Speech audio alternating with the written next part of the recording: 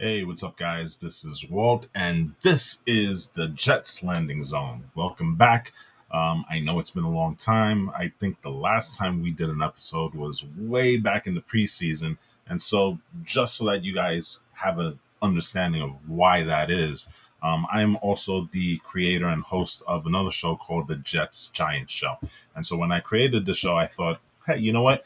I can do that, and I could probably do this. And it turns out I can't because the other show takes up a lot of my time. But I don't know if this is good news or bad news.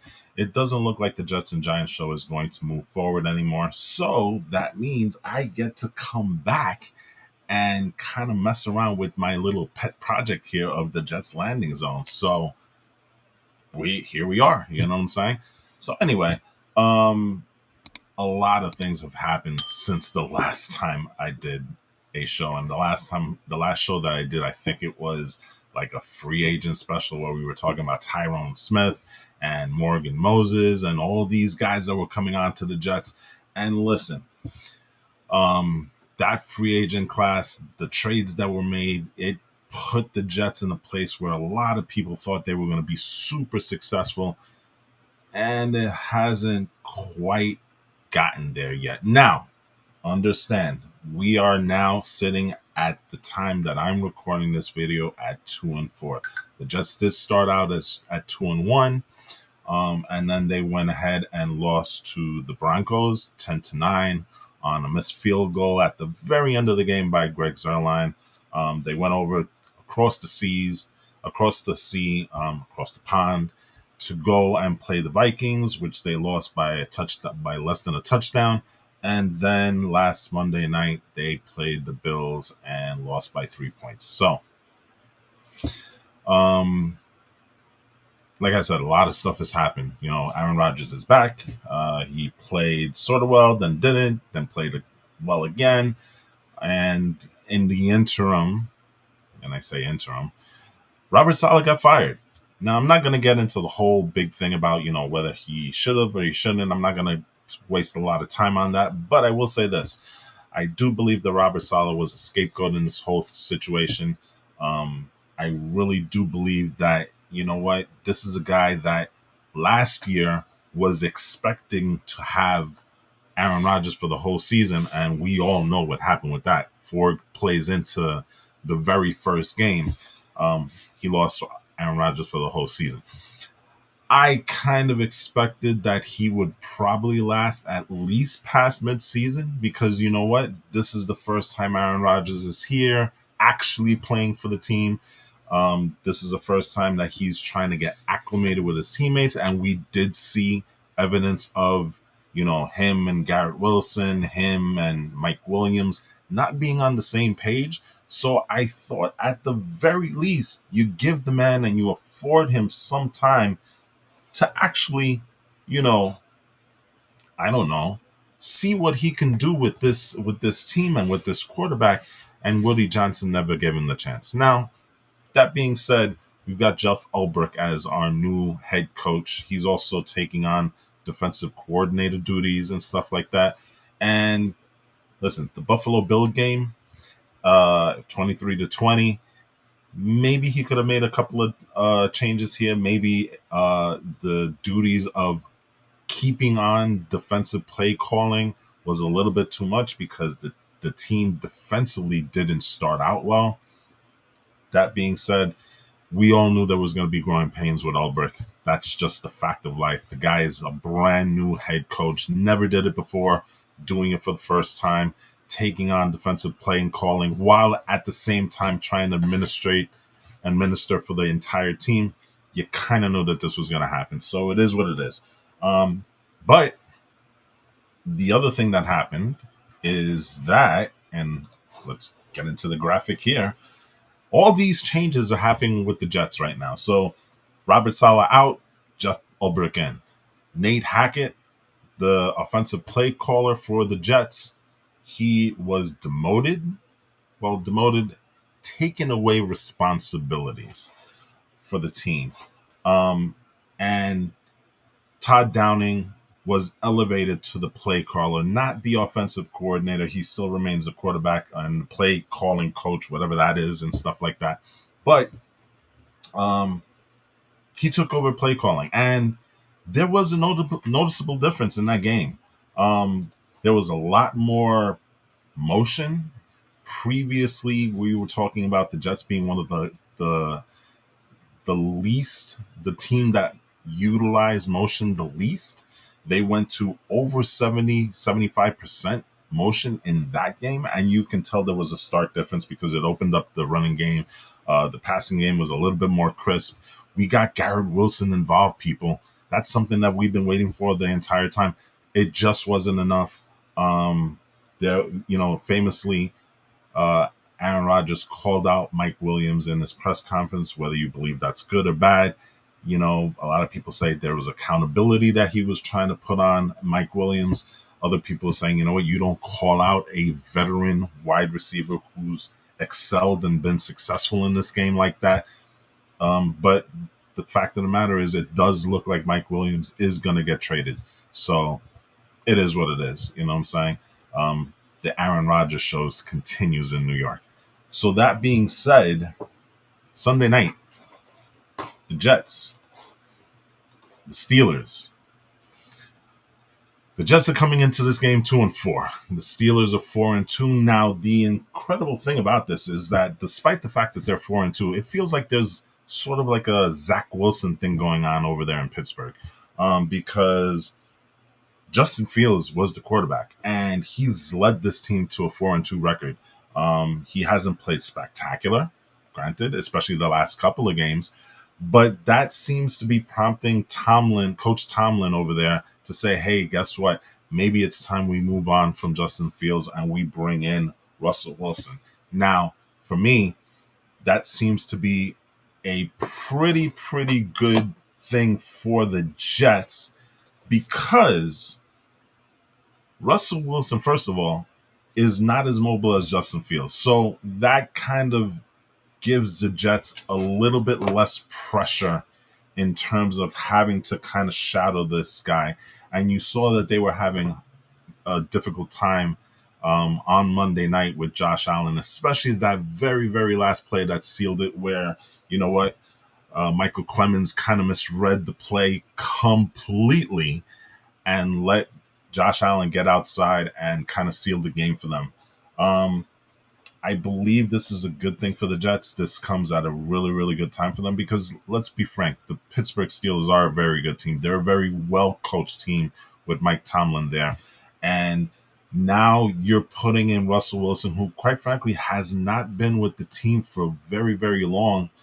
Literally this year, has not played a down for them. So there's going to be growing pains there. Secondly, you don't have to deal with as mobile of the quarterback as you would have if Justin Fields was there. So that actually takes away an element of the Pittsburgh Steelers offense right there. So that kind of plays in very well with the Jets scheme. The defense is going to be a little bit easier for them to kind of focus on who they need to focus on, which is probably going to be the run game. On defense, we're going to see what Todd Downing is made of, because this is going to be the debut of Dante Adams. Now, Dante Adams, they just finished trading for him from the Raiders. They gave up a 3rd-round pick. I believe it becomes a 2nd if certain conditions are met, which would be if either he becomes a 1st or a 2nd-team All-Pro, or if the Jets make it either to the conference finals or the Super Bowl. Now, in my opinion, that's a no-brainer. You kind of give that up, because you know what? If the Jets do make the conference finals or the Super Bowl, that's a pick that's not going to be as great as everybody thinks it is. It's probably going to be like a 2nd-round pick in the 60s. So no harm, no foul there. And if Devontae Williams becomes an All-Pro, well, that by extension means that the offense is probably clicking, which means, again, that the Jets are probably doing really well and probably will, move forward in the playoffs further than we would expect. So I'm okay with the compensation that they gave him. Now let's see what Todd Downing kind of cooks up in this offense with Adams, because now you've got in the passing game, you've got Aaron Rodgers throwing to Devontae Adams, throwing to Garrett Wilson, who I fully expect will be in the slot. You're going to have him throwing to Alan Lazard. You've got Tyler Conklin coming out of the backfield. You've got Breece Hall and Braylon Allen. So there is a team there that is ready to explode. Now, will it happen in this particular game? I don't think so. Because again, you got to, even though Devontae Adams is very well versed with what Aaron Rodgers do, they were teammates for quite a number of years. There's still going to be a learning curve, but I think they're going to be better. And I think you're going to see them pass more just because Pittsburgh is an incredibly tough team when it comes to run defense. So I think you're not going to see as much Breece Hall. I'd be surprised if Breece Hall goes off. I wish he does. I hope he does. But I really do believe that you're going to see a lot of passing in this game from the Jets' perspective. And the other thing that is going to bode well, and we're going to see how good of a play caller Todd Downing is. There's a guy on X, Michael Nania, who's really, really good at explaining stuff. If you want to learn football, go follow him on X. But he highlighted the fact that the Pittsburgh Steelers are not as good when the quarterback of the opposing team is throwing under 2.5 seconds. Now, one of the strengths that the Jets have, one of the things that Aaron Rodgers does very well, is that he throws under 2.5 seconds very, very frequently. And so we're going to see exactly if Todd Downing can take advantage of that scenario, because anything longer than that, now you're dealing with the Pittsburgh pass rush, and they're pretty good, especially with a guy that's called T.J. Watt on that side of the ball. So it'll be interesting to see what they do, how they do it, and so I really, really do think that the Jets have a really, really good shot at winning this game. They're favored by 2 in this game. I really do believe it's going to be a little bit more than that. I kind of think that this is going to be a 23-17 game. Jets winning it in Pittsburgh. And let's see. And so if that's the case, let's look ahead, because that'll put the Jets at 3-4. And mind you, this is a must-win game for them. I mean, if they don't win this game, the chances of them making the playoffs is going to be very, very difficult. But if they do win, let's take a look at that schedule, because that schedule does not become that hard that much anymore. I mean, you're looking at the Patriots right after that. You're looking at the Texans, which on Halloween is going to be a pretty difficult game, but it's a good benchmark to see where this Jets team is against the Texans. Then after that, you're talking about the Cardinals, the Colts. You got to buy after that. The Seahawks, which aren't really playing that well. The Dolphins that have fallen off of a cliff here. The Jaguars, who are struggling just to be decent. You got the Rams coming up. You got another tilt with the Bills on the 29th of December. And then you end up against the Dolphins, which probably is going to be a game where the Jets will need to win to make to the playoffs. Looking at this schedule, maybe you lose to the Texans, maybe you lose to the Seahawks, and maybe you lose to the Bills. That puts you basically at 8-3. If the Jets can pull off 8-3, I mean, and to be quite honest, the Jets, there's no reason why they can't do that. They have a very, very talented team on paper. They just need to translate that onto the field. So if they can do that, I mean, it's going to be relatively simple for them to get into the playoffs, because I think everybody right now is kind of bunched up. You're going to start to see teams kind of pull away and start putting their imprint on this season right now. But right now, the Jets, they're fortunate that kind of the AFC is kind of all just bunched up. There's 2-4, 3-3, 4-2s. There's a ton of teams that are like that in the AFC. So that is a really, really good situation. I know the last couple of weeks, last week in particular, there's a lot of Jets fans that are kind of like, losing their whats and stuff like that because, it's the same old Jets and stuff like that. I'm going to quote Aaron Rodgers. Guys, relax. Because you know what? I really do think that, especially with that last game, you saw a lot of really good things from that offense. And now you're adding Devontae Adams. That's only going to make it better. That defense, yes, they did start off slow. But remember, this was just Jeff Ulbricht's first game as a head coach. And while he was doing that, he was also calling defensive plays.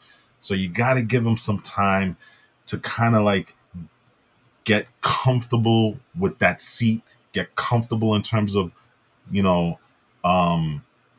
just learning what a head coach is and what they have to do and all the things that they have to, you gotta make sure the schedules, weight training, getting these guys ready, working with the offense and the defense. There's a lot of things that Jeff Ulbrich has to do, and I think this game you're going to see him a little bit more comfortable. I think that defense is going to be a little bit more comfortable. And so I really, really do think we're in a pretty good place, Jet fans. I mean, what do you guys think? Leave us some notes in the comments and let us know what you think. You know what I'm saying? Do the Jets have enough to make the playoffs? Do the Jets have enough coaching to make the playoffs? Let us know in the comments. And so, with that, we're going to call this a show. You know what I'm saying? Thank you for watching. Thank you for joining back. And hopefully we're going to have a more regular schedule going forward. But until then, JETS, Jets, Jets, Jets.